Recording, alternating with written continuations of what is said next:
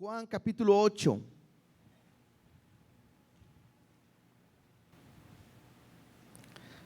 Juan capítulo 8. Vamos a estar dividiendo. La semana pasada vimos el capítulo 7, todo de un jalón. Bueno, ahora vamos a dividir este capítulo 8 en 5 partes. Vamos a irnos despacito, escuchando historias que nos van a estar hablando de lo que Dios nos quiere enseñar. Pero hoy veremos nada más los primeros 11 versículos. El título de la serie es "Cree que Jesús es el Cristo". Y le titulamos de esta manera porque es el propósito del libro. La idea de Juan al escribir el libro de Juan, es que el Evangelio de Juan es que podamos creer que Jesús es el Cristo, es el Hijo de Dios, y que a través de Él podamos tener vida eterna. Y vamos a estar conociendo a Jesús, quién es, una vez más. Le decía que vamos a estar dividiendo en 5 partes. La primera parte del día de hoy veremos algunos contrastes. Un contraste que podemos estar viendo es la gracia contra la ley, o la ley contra la gracia, el día de hoy. Eso lo veremos el día de hoy. Más adelante veremos un contraste entre lo que es la luz con las tinieblas. Veremos otro contraste que es la vida con la muerte en 3 semanas. Y después la libertad contra la esclavitud y honor con el deshonor. Entonces vamos a ir viendo, así que ¿qué puedo pedirles? Que de tarea, voy a ponerles tarea, estén leyendo el capítulo 8. Léanlo una vez, 2 veces, 3 veces. Vamos a lo mejor todo el mes estar viendo parte por parte esta porción. Y creo que es bueno que tú la leas, le puedas aprender, y juntos con lo que veamos aquí puedan reforzar lo que vas a ir aprendiendo, ¿sí? Simplemente comentarte algo importante. Este pasaje en algunas Biblias o versiones no aparece, ¿sí? Es interesante porque algunos comentan que en los escritos antiguos no aparece, sino que fue añadido. Y algunos dicen que incluso al parecer no aparece el libro de el lenguaje de Juan, pero fue añadido porque apunta al carácter de Cristo. Esto es interesante, ¿no? Ahora, muchos lo ponen, esta porción, más bien en Lucas 21:37. Si quieren, quieren ir o anotarlo nada más. En Lucas 21, verso 37 y 38 dice: y enseñaba el día en el templo, y de noche saliendo se sentaba en el monte que se llamaba de los Olivos, y todo el pueblo venía a él por la mañana para oír en el templo. Ahorita que leamos el capítulo 8 nos daremos cuenta que está hablando de lo mismo, y algunos ponen historia que veremos el día de hoy en Lucas, en este momento. Pero la pregunta entonces sería, o nos haríamos, ¿es palabra de Dios? ¿Está bien leerlo? Bueno, aprendamos algo. Este pasaje que vamos a ver en este momento en ningún instante contradice ninguna doctrina, ni mucho menos va en contra de lo que Dios establece. Además, lo que veremos hoy avala el mensaje de Dios, y lo vamos a ir viendo, porque nos va a mostrar a Jesús de una manera maravillosa. Hemos estado viendo la semana pasada, ahorita lo vamos a tocar, vimos cómo Él enseñaba y decían que no había nadie como Él. Bueno, hoy veremos a Jesús de una manera maravillosa en su actuar, y que apunta también hacia nosotros. Algunos piensan que más bien, algunos omiten esta parte de la historia o en el Evangelio porque habla acerca de una mujer, o más bien porque pareciera como que Jesús aprueba el adulterio, que es de eso vamos a hablar el día de hoy. Pero no es que apruebe el adulterio Jesús, lo vamos a ver ahorita, sino que vemos más bien su amor y su gracia a pesar de la situación en la que está enfrentando. Entonces, que sean, bueno, yo no lo establezco, ¿no? Leyendo comentarios, investigando, se dice que no hay un momento, no hay un por qué sacarlo de la palabra de Dios, porque afirma más que todo el carácter de Jesús. Así que vamos a leer estos 11 versículos, Juan capítulo 8 del 1 al 11. Después oramos y le decimos a Dios que nos enseñe lo que quiera hablarnos en esta mañana, ¿sí? Dice así, Juan capítulo 8 versículo 1: y Jesús se fue al monte de los olivos, y por la mañana volvió al templo, y todo el pueblo vino a él, y sentado él les enseñaba. Entonces los escribas y los fariseos le trajeron una mujer sorprendida en adulterio, y poniéndola en medio le dijeron: Maestro, esta mujer ha sido sorprendida en el acto mismo del adulterio, y en la ley nos mandó Moisés apedrear a tales mujeres. Tú pues, ¿qué dices? Mas esto decían tentándole para poder acusarle. Pero Jesús, inclinado hacia el suelo, escribía en tierra con el dedo. Y como insistieron en preguntarle, se enderezó y les dijo: el que de vosotros esté sin pecado, sea el primero en arrojar la piedra contra ella. Inclinándose de nuevo hacia el suelo, siguió escribiendo en tierra. Pero ellos, al oír esto, acusados por su conciencia, salían uno a uno, comenzando desde los más viejos hasta los postreros. Y quedó solo Jesús y la mujer que estaba en medio. Y enderezándose Jesús, y no viendo a nadie sino a la mujer, le dijo: Mujer, ¿dónde están los que te acusaban? ¿Ninguno te condenó? Ella dijo: Ninguno, Señor. Entonces Jesús le dijo: Ni yo te condeno, vete y no peques más. ¿Oramos? Dios, te damos gracias por tu amor y tu misericordia. Te damos gracias porque eres bueno y porque nos permite estar en este lugar juntos para leer tu palabra y aprender lo que tú nos quieres enseñar. No queremos solamente estar aquí, Dios, y pasar un tiempo, sino que queremos que tu palabra quede injertada en los corazones.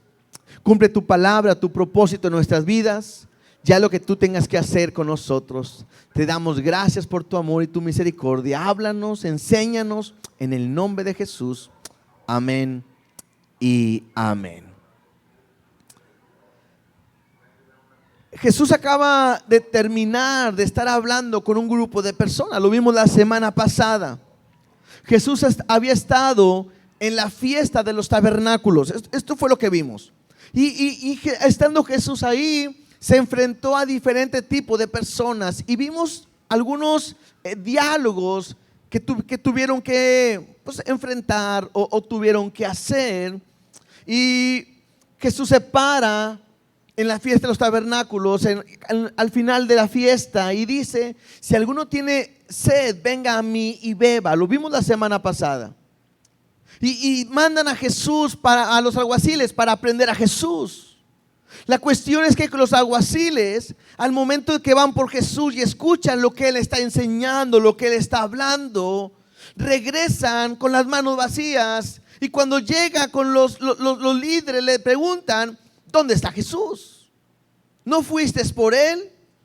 Y ellos le dicen acerca de Jesús: no, ningún hombre, jamás hombre alguno ha hablado como este hombre. Porque saben que las palabras que Él da son palabras de vida, de salvación y diferentes a cualquier cosa que han estado escuchando. Entonces, Jesús está enseñando la palabra, está mostrando quién es. La gente está maravillada, no solamente por los milagros, sino también por su enseñanza, por su palabra. Y entonces dice que todos, si tú lees el versículo último del capítulo 3, nada más un versículo atrás, dice: cada uno se fue a su casa. Entonces, después de hablar, cada uno se fue a su casa, pero Jesús no. En el versículo 8 me dice: y Jesús se fue al monte de los olivos. Es interesante porque aparentemente no dice nada, no dice mucho este versículo, pero sería bueno simplemente pensar y meditar en lo que Jesús hacía cuando Él se apartaba, iba al monte. Este es el monte de los olivos, pero cada vez que vemos a Jesús subiendo a un monte o estando en un monte, suceden cosas espectaculares. Algo que pudiéramos ver o nada más recordar en Mateo 5, cuando Jesús da el sermón del monte, lo está haciendo en un monte, ¿verdad? Por eso le llaman sermón del monte. Una de las mejores enseñanzas, Mateo 5, 6 y 7, lo vemos Jesús en el monte. Jesús normalmente subía al monte a orar, a pasar tiempo con Dios, y en algunas ocasiones me dice la Biblia que incluso toda la noche se la pasaba orando con el Padre. Cosa importante por aprender, ¿no? Porque normalmente nosotros, después de un día de trabajo, estamos tan cansados que lo único que queremos es ir a descansar y dormir, ¿no es cierto? Jesús no. Jesús, quizás cansado también en el día, sabía que lo importante era orar. Y lo que Él hace es que pasaba tiempo orando por su Padre. En un monte, ¿qué más pasó en un monte? Hace unas semanas vimos que estaba Jesús en el monte, y ahí fue donde Él enseñó, hizo la multiplicación de los panes y los peces. ¿Se acuerdan? Fue en un monte. Normalmente cuando está Jesús en el monte, suceden cosas especiales. ¿Se acuerdan de la transfiguración? Cuando Jesús fue transformado, se vistió de blanco, igual surgió en el monte. Cuando Jesús escogió a sus 12 discípulos, fue en el monte. Jesús murió en la cruz, en un monte. Cuando dijo consumado está en el monte. Incluso cuando Él ascendió y estaba en Hechos capítulo 1, lo puedes tú ver, cuando está en Hechos capítulo 1 y que Él asciende al Padre, todos están en el monte de los olivos. Entonces, este monte de los olivos es un lugar muy importante. Los montes son cosa importante porque me llevan a una búsqueda con Dios, a una relación con Dios. Y creo que tenemos que aprender de aquí. ¿Por qué? Porque yo tengo que aprender a buscar a Dios a través de la oración. Voy a dar comercial, ¿verdad? Un comercial, no sé si se acuerdan, lo hemos dicho, pero todos los domingos a las 9:30 tenemos oración aquí en la iglesia. Y les digo algo, son muy poquitos los que suben al monte a orar. Yo espero que digan, no, pastor, yo no voy porque me la paso toda la semana orando, ¿verdad? Y bueno, entonces así no hay ningún problema. Pero hay gente que no ora ni en su casa y les ponemos el tiempo de oración y no los vemos. No es regaño, nada más es como que recordarles, motivarles y decir, hermanos, los esperamos los domingos a las 9:30 a orar. Creo que es bueno, es necesario. Aprendamos esto. Si Jesús, quien era Jesús, necesitaba pasar tiempo en oración con su Padre, ¿cuánto más necesitamos nosotros pasar tiempo? ¿Estamos? Entonces tenemos que orar y eso es importante. Entonces hay que venir a la oración. Entonces Jesús está subió al monte de los olivos, versículo 2. Dice, y por la mañana volvió al templo. Y todo el pueblo vino a Él y sentado Él les enseñaba. Lo decía ahorita, estaba en la fiesta de los tabernáculos. Y lo dijimos, que la fiesta de los tabernáculos tenía un simbolismo. Y un simbolismo era que el sacerdote iba por agua, una jarra de agua del estanque de Siloé, y luego lo vertía, recordando cómo Dios había provisto el agua. Y cuando están haciendo esto, Jesús se levanta y dice, si alguno tiene sed, venga a mí y beba. Y hablamos de una necesidad. Bueno, en este mismo lugar donde Jesús está diciendo esto, Él volvió y me dice ahí, ¿para qué? Me dice, para enseñar. ¿Sí? Y dice que el pueblo estaba ahí, Él estaba enseñando. Y uno pudiera pensar y decir, híjole, qué bonito sería escuchar la voz de Dios o una enseñanza de Jesús en aquel tiempo. Quizás, no sé cuántos de ustedes, yo sí lo he pensado y sería muy padre haber escuchado a Jesús, una enseñanza directamente de Él. Sería muy padre escuchar la voz de Dios directamente, lo que Él me quiere decir. Y tengo que aprender algo. Su palabra es viva, su palabra es eficaz, y cada uno de nosotros podemos escuchar la voz de Dios todo el tiempo y todos los días. ¿Cómo lo podemos hacer? Leyendo la Biblia. A veces como cristianos queremos que Dios nos hable audiblemente, y Dios lo puede hacer, pero a veces puede ser que me equivoque y no sea la voz de Dios. A veces nos equivocamos y pensamos que esa vocecita interna es Dios, y esa vocecita interna no es Dios.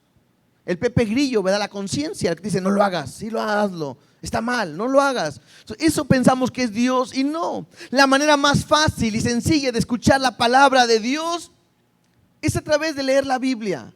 Por eso nosotros enseñamos la Biblia verso a verso, porque no hay nada más importante que aprender lo que la Biblia me dice. Y ninguno de ustedes quizás quisiera escuchar lo que yo pudiera contar de mi vida. Lo más importante es lo que la Biblia me dice. Y esto me habla de una búsqueda. Si Jesús pasaba el tiempo orando y me habla de la palabra, esto me habla de una relación con Dios, de una intimidad con Dios. Necesitamos conocerle, estar con Él para siempre. Mira lo que dice Proverbios 8:17. Proverbios 8:17. Dice: yo amo, ¿a quiénes? Yo amo a los que me aman. ¿Cuántos de aquí aman a Dios? ¿Seguro? Bueno, Dios los ama.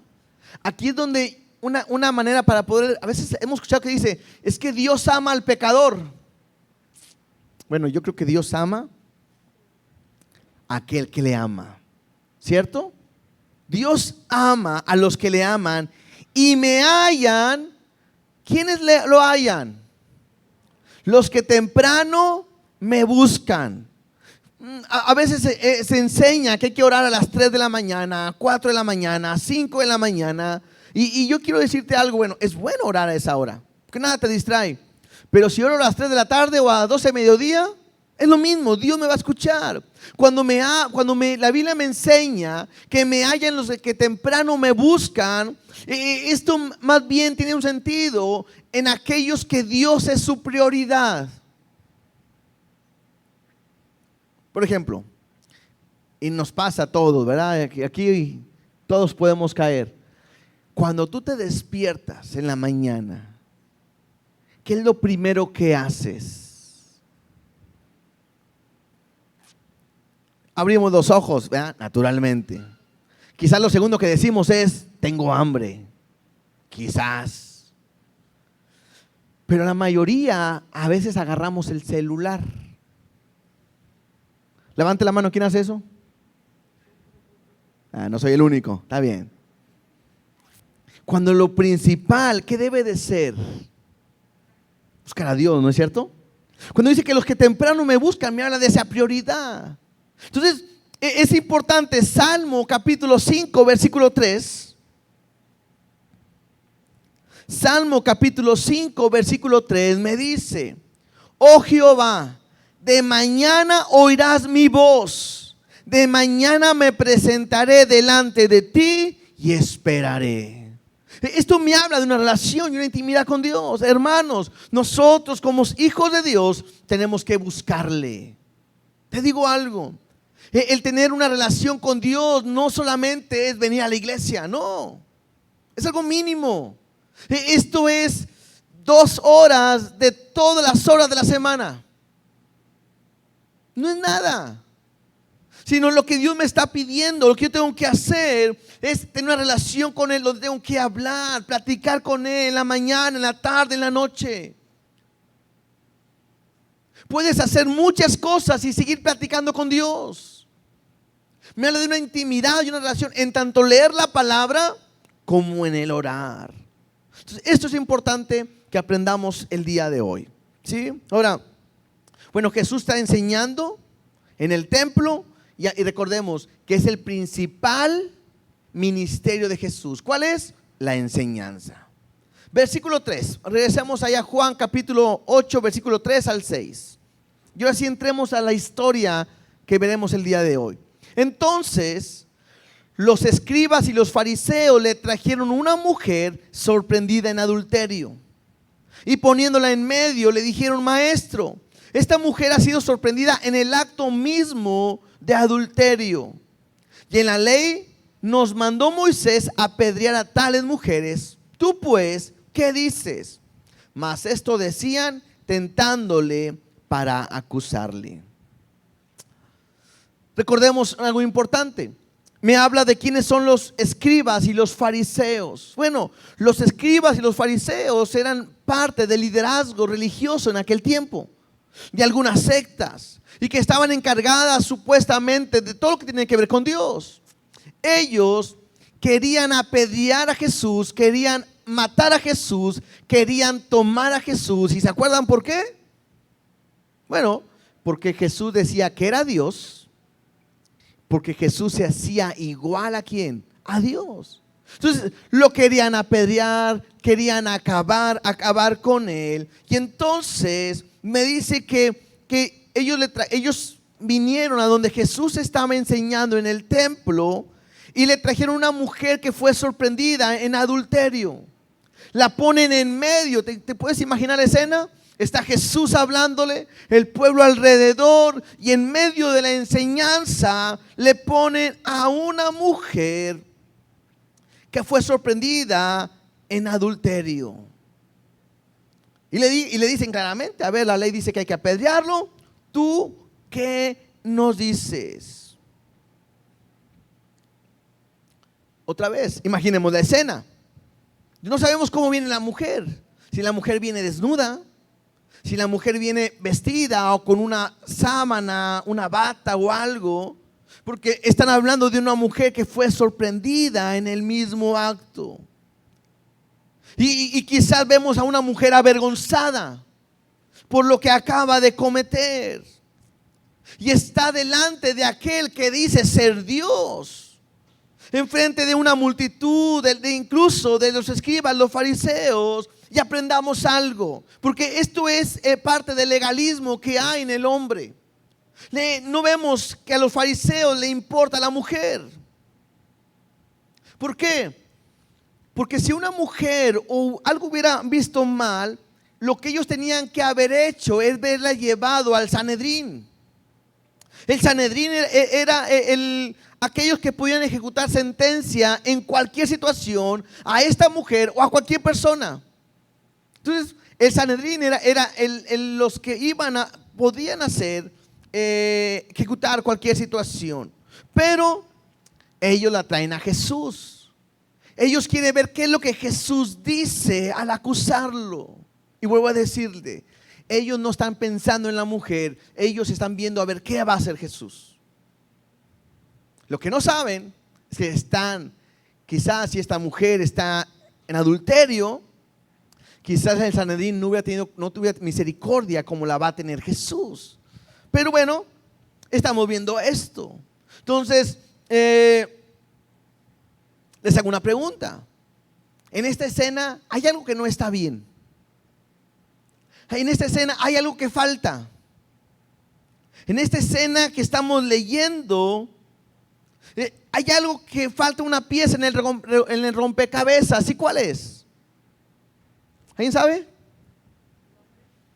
El hombre. ¿No es cierto?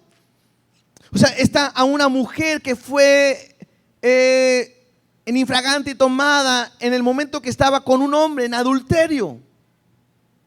Lo correcto, ¿cuál era? Pues traer a los dos, ¿no?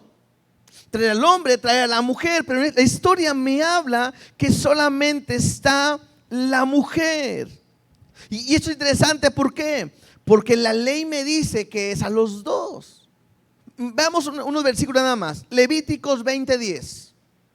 A los que les gustan estudiar, lo anotan ahí y pueden después leerlo en su casa, ¿verdad? Levíticos 20:10 dice: si un hombre cometiera adulterio con la mujer de su prójimo, el adúltero y la adúltera indefectiblemente serán muertos. O sea, no hay escapatoria. ¿Qué iba a pasar? Los iban a matar. Ahora, ¿se dan cuenta que dice tanto el hombre como la mujer? No está diciendo que solamente uno, sino tanto el hombre como la mujer serán muertos. Deuteronomio 22, 22 al 24. Deuteronomio 22, del 22 al 24. Dice así: si fuere sorprendido alguno acostado con una mujer casada con marido, ambos morirán, ambos. El hombre que se acostó con la mujer y la mujer también, así quitarás el mal de Israel. Si hubiere una muchacha virgen desposada con alguno, y alguno la hallara en la ciudad y se acostare con ella, entonces los sacaréis a ambos a la puerta de la ciudad y los apedrearéis y morirán, la joven porque no dio voces en la ciudad y el hombre porque humilló a la mujer de su prójimo. Así quitarás el mal de en medio de ti. Entonces, los dos versículos que acabamos de leer me muestra que la ley era para los dos, tanto el hombre como la mujer. El problema es que aquí solamente están trayendo a la mujer y al hombre lo están dejando, pues quién sabe dónde, ¿verdad? Versículo 4, regresamos a Juan capítulo 8, versículo 4. Y le dijeron: Maestro, esta mujer ha sido sorprendida en el acto mismo del adulterio. En la ley nos mandó Moisés apedrearles a tales mujeres. Tú pues, ¿qué dices? Esta pregunta era interesante, era importante, porque si Jesús decía que no la tenían que apedrear, lo que Jesús estaba haciendo es que estaba contradiciendo la ley. Y entonces la gente se le iba a echar encima por contradecir la ley. Una de las acusaciones que le hacían a Jesús es porque iba en contra de Moisés. Al momento de Jesús decir, sí, no la apedrees, era una manera de decir, no está mal la ley. Es una manera de contradecir lo que Dios había establecido y quizás pensar que no era Dios. Y eso simplemente les daba una gran prueba a los fariseos y a los escribas para poder acusarlo. Si Jesús decía que sí, había que apedrearle, se ponía en contra del gobierno. Porque recuerden que el pueblo de Israel estaba en contra de Roma. Y entonces los de Roma, los romanos, habían prohibido todo este tipo de cuestiones de sentencias religiosas de esta manera. Entonces, de una manera o de otra, Jesús iba a entrar en un conflicto, y no es la primera vez. ¿Quieren ver otra escena muy parecida a esta? Vamos a Mateo 22:15, por favor. Porque en una ocasión le dijeron a Jesús que si era lícito dar tributo al César. Mateo capítulo 22, versículo 15. Dice así: entonces se fueron los fariseos y consultaron cómo sorprenderle en alguna palabra. Recuerden que ellos querían tomar a Jesús, apedrearlo o tomarlo para acabar con él, para matarlo. Verso 16. Y le enviaron los discípulos de ellos con los herodianos diciendo: Maestro, sabemos que eres amante de la verdad y que enseñas cosas con verdad el camino de Dios, y que no te cuidas de nadie porque no miras la apariencia de los hombres. Dinos pues, ¿qué te parece? ¿Es lícito dar tributo a César o no? Pero Jesús, conociendo la malicia de ellos, le dijo: ¿por qué me tentáis, hipócritas? Mostradme la moneda del tributo.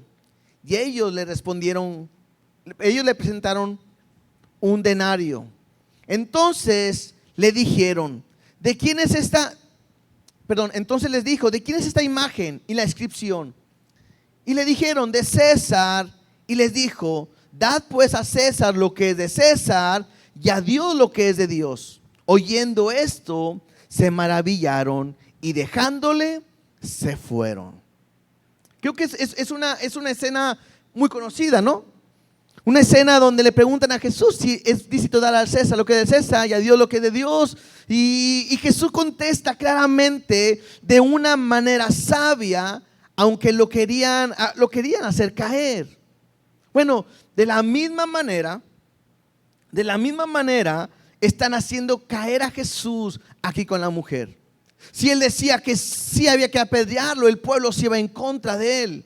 Si decía que no, bueno, el gobierno se iba a ir, si decía que sí, el gobierno se iba a ir en contra. A ver, otra vez, creo que aquí me confundí. Si decía Jesús que no había que apedrear, el pueblo se iba en contra porque iba a estar en contra de la ley, lo que Dios había establecido. Si decía que sí había que apedrearla, entonces el gobierno se levantaba en contra de Jesús. Entonces, es interesante porque lo que tratan de hacer es hacer caer a Jesús, pero lo que Dios va a mostrar es su misericordia y su amor. Ahora, la ley claramente dice que la paga del pecado es muerte y aquel que pecare tenía que morir. Y mira lo que dice el versículo 6, en Juan 8:6. Mas esto decían tentándole para poder acusarle, lo que le estoy explicando. Pero Jesús, inclinando hacia el suelo, escribía en tierra con el dedo. Esta escena es interesante porque quieren apedrear a Jesús, quieren tentarlo, le preguntan y de repente Jesús hace algo inusual. Parece que Jesús no les quiere contestar. Jesús simplemente se pone en el suelo o se inclina y empieza a escribir en la tierra con el dedo. La Biblia no me dice qué es lo que está escribiendo. Hay muchas ideas, hay muchos comentarios. Algunos dicen que Jesús está escribiendo los nombres de los que estaban allí con la mujer. O sea, como que a todos los conozco. Podría ser. Otros dicen que estaba escribiendo los pecados de cada uno de ellos. Eso es interesante. ¿Por qué? Algunos piensan que esta historia de la mujer no es real. El hecho que no trajeron al hombre y no más traen a la mujer es porque ellos piensan que fue montado todo, una escena montada. Porque, otra vez, si hubiera sido realidad la escena, tanto al hombre como a la mujer los hubieran traído a ver qué pasa. Y depende de lo que Jesús diga, hubieran actuado. Pero como traen solamente a una mujer, piensan que es una mentira. Y al ser una mentira, quizás algunos dicen que Jesús estaba escribiendo lo que ellos estaban planeando. Y que Jesús los estaba evidenciando. Ahora, es importante, ¿por qué? Porque el adulterio es pecado. ¿Qué es el adulterio? El adulterio es toda relación sexual fuera del matrimonio. ¿Sí? Toda relación sexual fuera del matrimonio. Y no voy a andar mucho, pero es desde una intimidad sexual, ¿sí? Incluso es hasta con una conversación con intereses sexuales, emocionales, sentimentales. Incluso mira lo que dice Jesús, Mateo 5, 27 y 28. Porque Jesús habla sobre el tema. Mateo 5, 27 y 28 dice: oísteis que fue dicho, no cometerás adulterio. Pero yo os digo, ¿quién lo está diciendo? Jesús, ¿verdad? Pero yo os digo que cualquiera que mira a una mujer para codiciarla, ya adulteró con ella en su corazón. Entonces, el adulterio no solamente es llegar a un contacto sexual, sino la Biblia me habla incluso con el pensamiento, con el pensar, con el meditar, con el desear, el querer, con una plática, una conversación. Por eso aprendamos a tener cuidado con quién platicamos y lo que hacemos. quieran o no, las redes sociales son un peligro hoy para nuestras vidas. No quiero decir que son malas, son buenas, pero cuidado, porque pueden llevarte a caer en el pecado del adulterio. Entonces, Jesús está escribiendo en la tierra. Algunos piensan que es una advertencia.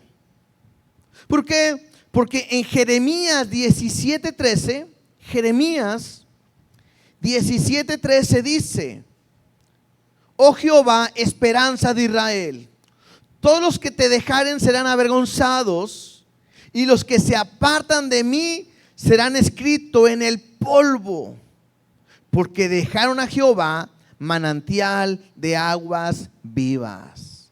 Algunos piensan que escribió esto Jesús. ¿Te puedes imaginar otra vez la escena? De repente empieza a poner Jesús ahí: oh Jehová, esperanza de Israel, todos los que te dejaran serán avergonzados, y los que se apartan de mí serán escritos en el polvo, porque dejaron a Jehová, manantial de aguas vivas. Y quizás están viendo, pero de repente empieza a poner o a escribir Panchito, ¿no? No quiero usar nombres que no haya gente aquí en la iglesia y me va a decir: pastor, ¿por qué me está diciendo a mí, verdad? Pero que diga, bueno, ponlo de la Biblia, ¿verdad? Mateo, Marcos. Y me imagino que ellos saben la ley. Ellos saben este pasaje, que los que se olvidan de Dios serán escritos en la tierra, en el polvo. No lo sabemos. Probablemente Jesús está escribiendo esto y luego empieza a escribir sus nombres, y entonces ellos empiezan a reaccionar. Mira lo que dice en el versículo 7. Regresamos otra vez a la historia. La pregunta es: ¿la vamos a apedrear o no? Versículo 7. Y como insistían en preguntarle, yo me imagino a Jesús escribiendo y todos callados, así que, ¿qué onda? ¿La va a apedrear o no? La mujer en medio, avergonzada, los fariseos, los escribas, a ver qué dice, la gente escuchando y Jesús escribiendo en tierra. Y la gente preguntándose: Señor, dinos, estamos preguntando, ¿cuál es tu respuesta? ¿Qué es lo que nos quieres decir? Dice: y como insistían en preguntarle, se enderezó y le dijo: el que de vosotros esté sin pecado, sea el primero en arrojar la piedra contra ella. Lo que Jesús le está diciendo: ok, así dice la ley, pero la ley también dice que todo aquel que pecare va a morir. Entonces Jesús toma el control y le dice: a ver, entonces el que esté libre de pecado, que lance la primera piedra. Y es una gran sabiduría de parte de Dios, porque Jesús dice: pues, así dice la ley, háganlo. Pero háganlo aquel que esté libre de pecado, aquel que no tenga nada de que pueda ser excusado. Y es interesante,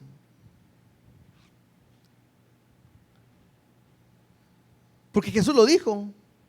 Y luego dice el versículo 8: e inclinándose de nuevo hacia el suelo, siguió escribiendo en tierra. O sea, como que Jesús dijo: yo no quiero discutir esto. Está escribiendo. Ahora uno está jugando al gato, lo que sea. Hay unos escritos que dicen que solamente eran garabatos, no sabemos. Pero Jesús no contesta. Y esto es interesante porque tengo que ver la escena. Hay una mujer culpable, hay una mujer pecadora, hay una mujer que ha sido evidenciada ante todas las personas. Y Jesús fue claro y dijo: el que esté libre de pecado, que lance la primera piedra. Te pregunto, ¿hay alguien ahí enfrente de esta mujer que esté libre de pecado y que pueda lanzar la piedra? ¿Sí o no? Los que digan que sí, levanten la mano derecha. Los que dicen que no había nadie, levanten la mano izquierda. Los que no saben, levanten las dos. Sí, había alguien sin pecado. Sí, había alguien que podía lanzar la piedra. No eran fariseos, No eran escribas y no era de la multitud. El que estaba ahí enfrente de esta mujer se llama Jesús. Jesús no tiene pecado. Jesús no se ha equivocado, Él no ha fallado, Él nunca cometió pecado. Y Él pudo haber dicho, a ver, el que esté libre de pecado, que lance la primera piedra contra aquella mujer. Vamos. Pero no. Versículo 9. Pero ellos, al oír esto, acusados por su conciencia, salían uno a uno, comenzando desde los más viejos hasta los postreros. Y quedó solo Jesús y la mujer que estaba en medio. Interesante, ¿no? Porque la primera escena que vimos es una mujer avergonzada en medio de todos. La segunda escena, Jesús escribiendo en el suelo sin decir nada. Bueno, ahora los que están avergonzados son los fariseos y los escribas, porque ellos, acusados por su conciencia, acusados por su pecado, por su maldad, empiezan a irse uno por uno. Dicen que de los más viejos a los más jóvenes. Bueno, y algunos dicen, como los más viejos tienen más sabiduría y se dieron cuenta de lo que estaba pasando, se fueron yendo. El joven de repente como que no, me voy a quedar, no aguanto más. Pero al final, como quiera se va. Tanto unos como otros salen humillados.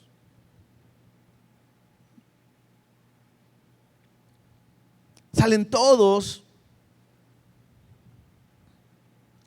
Y Jesús pareciera que le dice a ellos, ¿por qué juzgan a esta mujer si ustedes están igual o peor? Interesante. Porque ellos han sido evidenciados de su pecado, ¿sí o no? ¿Y qué hicieron? Se fueron. ¿Qué tenían que haber hecho? Se tenían que haber quedado a pedir perdón y buscar arrepentimiento. ¿No es cierto? Muchas veces somos así nosotros. Estamos viendo la vida de una mujer que falla, que peca y que en este momento habla de adulterio. Pero podamos hablar cualquier tipo de pecado. Aprendamos algo. El pecado no es algo que al pastor no le gusta. El pecado, que a veces se andan escondiendo de uno, ¿verdad? El pecado no es algo que a la iglesia no le gusta, no. El pecado es algo que a Dios no le agrada. Y lo hemos dicho muchas veces, cuando queremos hacer cosas malas, volteamos a un lado, al otro, pensando que a veces nadie me ve. Pero se nos olvida voltear hacia arriba, donde está Dios que te está viendo en cualquier momento. Todos somos pecadores. No hay ninguno aquí que pueda decir, yo no peco, yo no fallo. Y te voy a decir algo, el pecado es igual en todo momento. Como aquel que dice una mentira, para Dios es el mismo pecado como aquel que cae en adulterio o que asesina a una persona. Mejor trae diferentes consecuencias, pero para Dios es pecado. Y de repente el legalismo nos hace apuntar a otros. ¿Qué hacen los fariseos, los escribas? Se creen religiosos, se creen espirituales, y lo que están haciendo es volteando a ver, mira el pecado de esa mujer, mira el pecado de esa mujer, mira el pecado de esa mujer, míralo cómo la encontramos, hay que matarla, hay que acabar con ella. Así es el legalismo. Y te digo algo, ese problema muchas veces no lo encontramos en la misma iglesia. Hay gente que no se siente tan religiosa y tan espiritual que cuando vea caer a alguien, lo que quiere es que la corran de la iglesia, la exhiban públicamente y que nunca más se le dé una oportunidad. ¿No es cierto? ¿O no nada más pasaba en las iglesias donde he estado yo? Así es el hombre. Y yo veo una actitud completamente diferente en Jesús. Versículo 7, sigamos leyendo. No, ya brincamos ahí, perdón. Versículo 10, gracias. Enderezándose Jesús y no viendo a nadie sino a la mujer, le dijo: mujer, ¿dónde están los que te acusaban? ¿Ninguno te condenó? Ella le dijo: ninguno, Señor. Entonces Jesús le dijo: ni yo te condeno, vete y no peques más. ¿Qué respuesta tan más impresionante, no? Porque me quedé ahorita a medias cuando dije, Jesús pudo haber dicho: ¿se fueron todos? Todos son pecadores, les estoy mostrando que yo nada más soy hijo de Dios, soy Dios. Y pudo haber dicho a la mujer: ponte ahí, lo siento, mujer, yo amo al hombre, pero también tengo que castigar su pecado y tengo que agarrar las piedras y yo soy el único que puedo apedrearte. Jesús lo podía hacer. Jesús tenía la autoridad de hacerlo. Era un mandato de él mismo, había dicho. Jesús es la palabra. Era una ordenanza de él, un mandato de él. Y Jesús pudo haber tomado la piedra y empezar a matar a esa mujer. Pero en vez del legalismo, en vez de la ley y acabar con esa mujer, lo que va a hacer ahora Jesús es mostrar su amor, su misericordia y su gracia. Y esto es impresionante porque le dice a la mujer: mujer, ¿dónde están los que te acusaban? Interesante, primer punto. Jesús se dirige correctamente y respetuosamente a esta mujer. ¿Sí? No le dice de una manera mal, mujerzuela, o no sé qué palabra se puede utilizar sobre alguien en ese estilo, en ese momento. Usa la misma frase con la que se dirige con su mamá. Cuando vimos la boda de Caná, cuando dice: mujer, ¿qué tienes conmigo?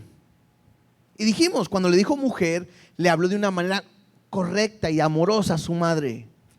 A esta mujer le usa la misma palabra, que es mujer. Entonces Jesús le está dando el respeto a esta mujer, aunque reconoce que es pecadora. Y luego le dice: ¿dónde están los que te condenan? Y ella le contesta: ninguno, Señor. ¿Alguien te condenó? Y le puso: ninguno, Señor. Y otra vez, esta palabra Señor, aunque para nosotros es muy común, es alguien que está reconociendo a Dios o a Jesús como el Señor de su vida, como el Salvador de su vida. En otras palabras, está reconociendo quién es Jesús. Y cuando ella reconoce quién es Jesús, Jesús le dice: ni yo te condeno, vete y no peques más.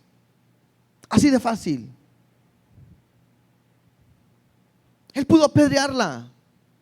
Él pudo lanzarle una piedra, aunque sea chiquita. Bueno, ahí está una nomás para que no digan que no. Órale. O pudo haber agarrado una grandota y como beisbolista, ¿verdad? Órale, strike. Pero Jesús dice: ni yo te condeno, no peques más. Esto es interesante. ¿Por qué? Porque aquí entramos todos nosotros, hermanos. Todos los que estamos aquí fallamos, pecamos. ¿Sí o no? Seguimos equivocándonos.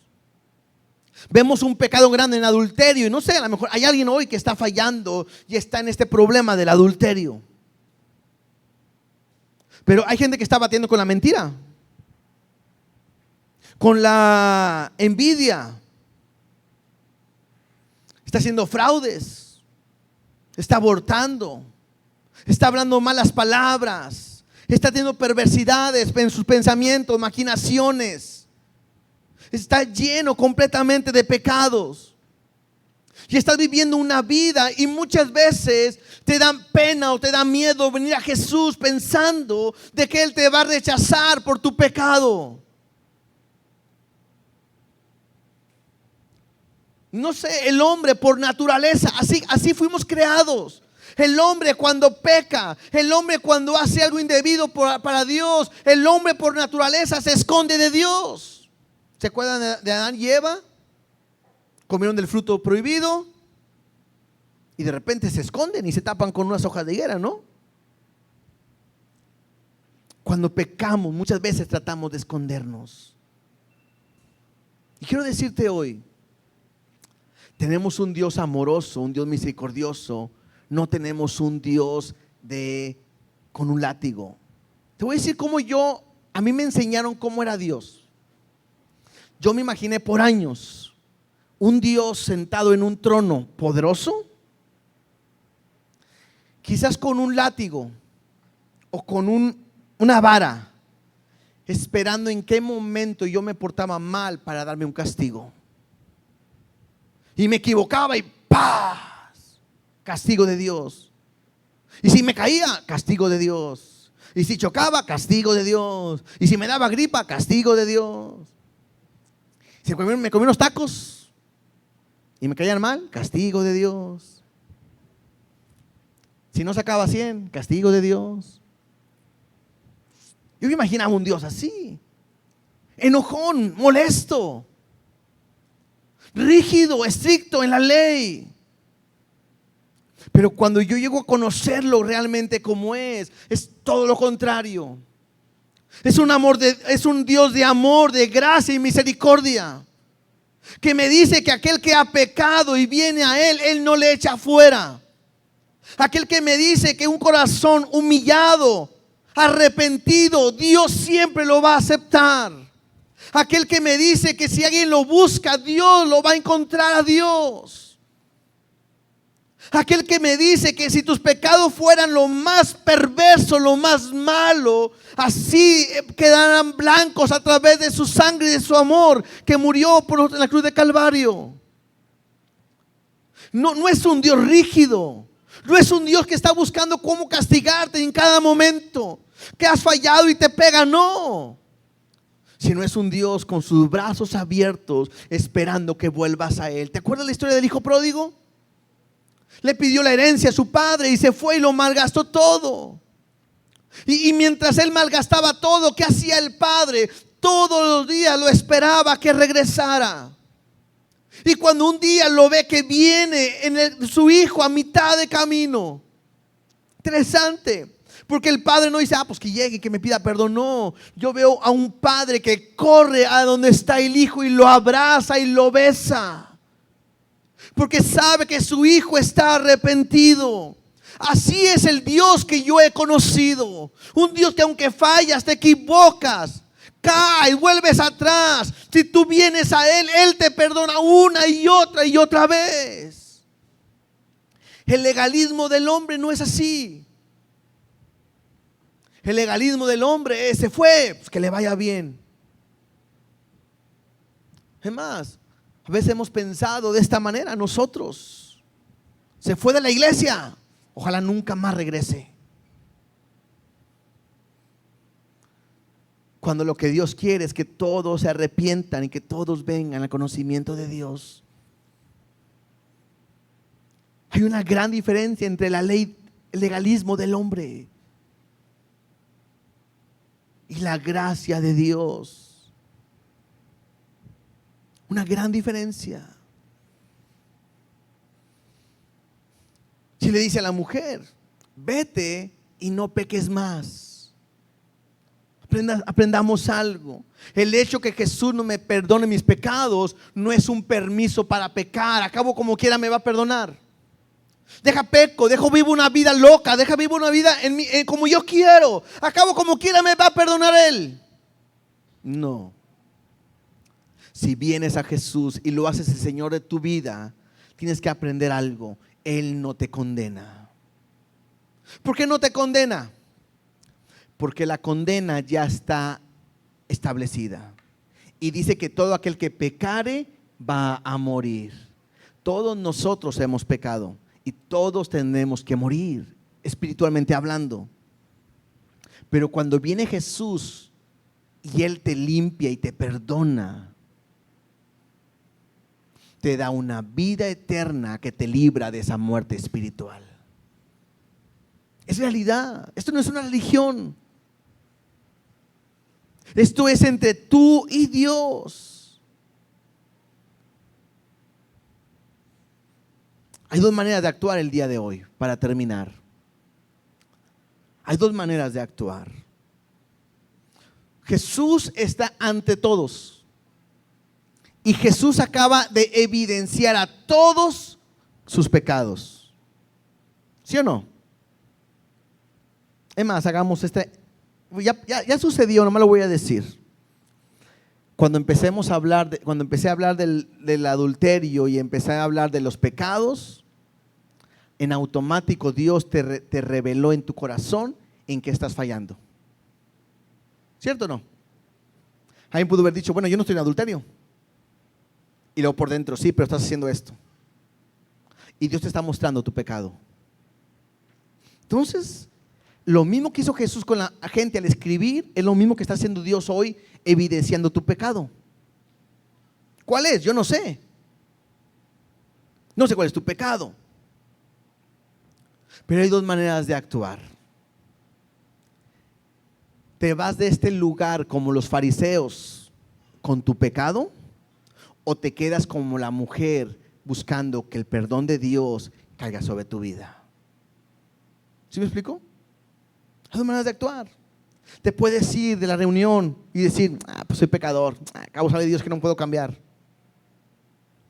O te puedes ir sabiendo que viniste a buscar a Dios y que Dios te mostró tu pecado y que Dios te perdonó tu pecado y te saliste limpio, sin pecado de este lugar. No es que yo lo limpie, yo no soy nadie para limpiar, no, es Dios. Es Él el que puede hacer algo en tu vida. Jesús no te condena como no condenó a esta mujer, sino que te dice en ese momento mi gracia es para ti, pero vete y no